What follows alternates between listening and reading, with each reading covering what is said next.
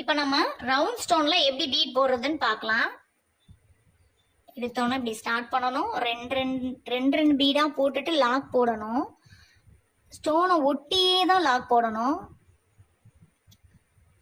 அப்பதான் ஸ்டோனை ஒட்டி வரும் பீட்ஸ் லைனு.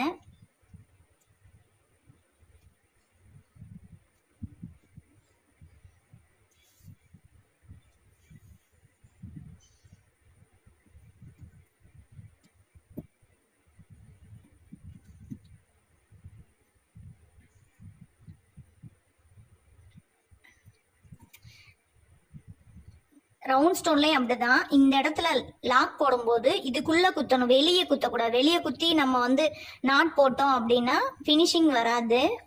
இதுக்கு உள்ள இப்படி குத்தி எடுத்துட்டு இப்படி நாட் போட்டு இழுத்து விட்டோம்னா அந்த ரவுண்ட் ஃபினிஷிங்கா கிடைக்கும். தேங்க்யூ.